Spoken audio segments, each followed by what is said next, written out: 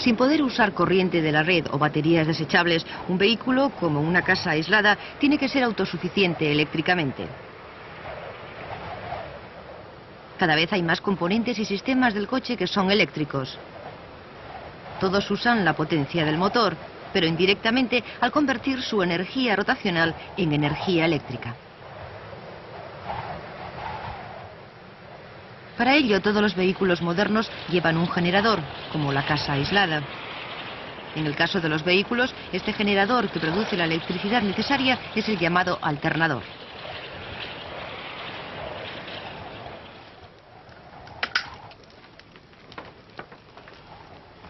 Todos los vehículos llevan además una batería que almacena la energía eléctrica, pero ya veremos su papel más adelante.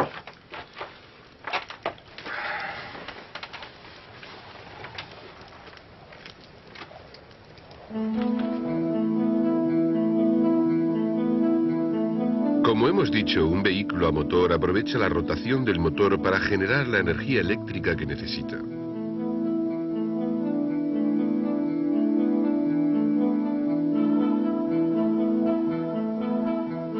El componente que genera realmente esa energía, el alternador, va colocado en un soporte, normalmente en la parte delantera del motor.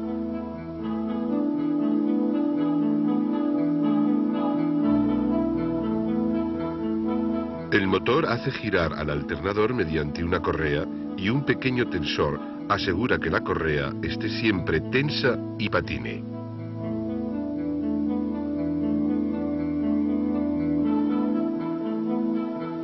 Con el motor en marcha, el alternador genera corriente alterna, como la de las casas. Pero inmediatamente se convierte en corriente continua, al pasar por unos pequeños componentes llamados diodos que solo dejan pasar corriente en un sentido. Esta corriente continua se puede guardar en la batería o usar en el momento en cualquiera de los componentes eléctricos del vehículo.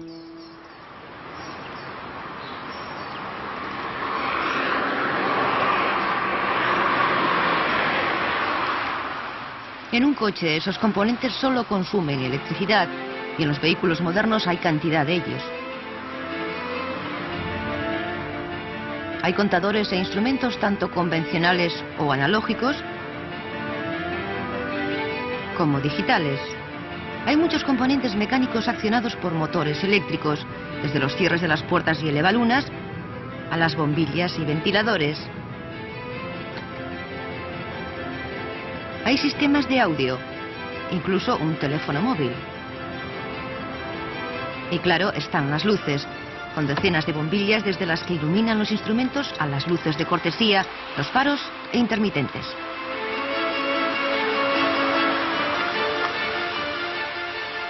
Sin meternos mucho en física, vamos a echar un vistazo a lo que sucede cuando el motor gira y el alternador genera electricidad.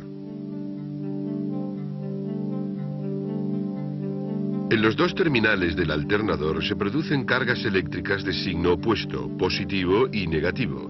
Si se conecta un cable entre estos dos terminales cargados, pasaría por él una corriente eléctrica del polo positivo al negativo. En la práctica eso nunca sucede, porque si no hay un aparato que consuma esa corriente, causaría un daño irreparable al alternador.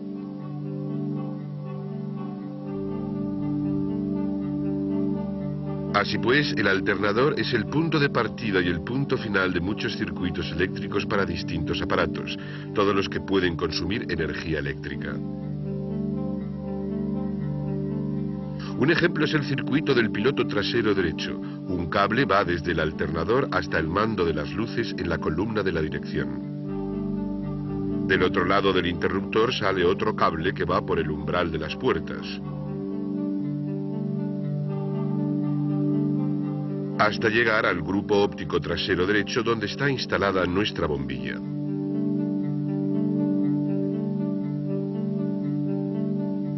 Cuando el motor está en marcha, el alternador genera electricidad. Poniendo el interruptor de la luz en posición de encendido, el cable de entrada se une con el de salida que va hasta esa luz. Entonces pasa una corriente desde el terminal positivo del alternador por estos cables hasta el grupo óptico y hasta la bombilla, el aparato eléctrico que convierte esa energía en luz. Pero ¿cómo vuelve la corriente al terminal negativo del alternador cerrando el circuito? La respuesta es por la carrocería. Cada aparato tiene un terminal conectado directa o indirectamente a la carrocería y se dice que está puesto a masa. La corriente pasa por el cable hasta el aparato y vuelve por la carrocería cerrando así el circuito.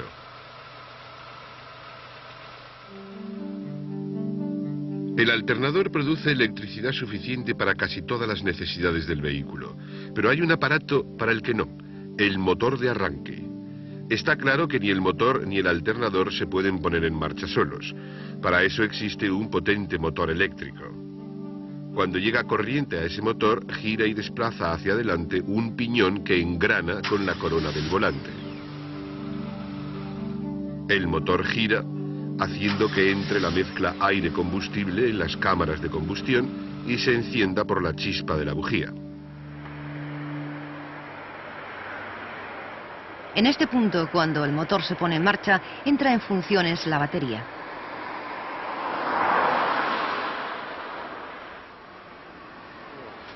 La batería almacena electricidad y es la fuente de alimentación del motor de arranque.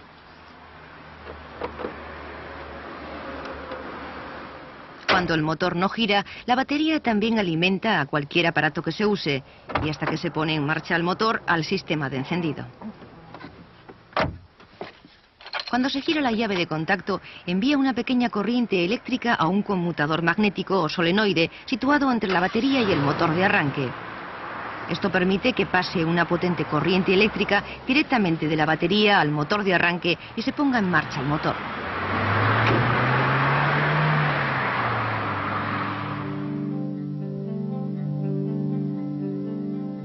Las baterías modernas se suelen clasificar por su capacidad de arranque, lo que se conoce como arranque en frío. Esta capacidad de arranque en frío es la corriente máxima en amperios que una batería puede suministrar al motor de arranque en condiciones de prueba, sin que su carga o voltaje baje de cierto nivel.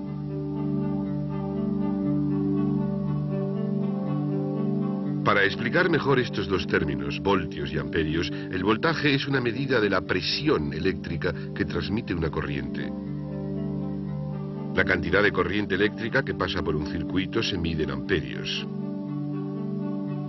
En general, una batería puede enviar corriente al motor de arranque en gran cantidad durante poco tiempo, quizá hasta 650 amperios, aunque funciona a bajo voltaje, solo 12-13 voltios.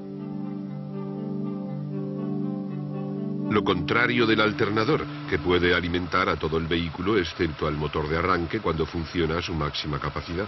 En algunos vehículos eso puede suponer hasta 90 amperios a un voltaje uniforme estabilizado de 14 voltios.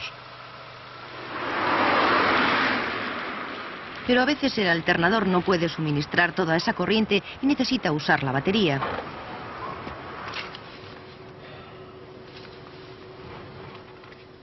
Con el motor al ralentí, el alternador produce poca corriente.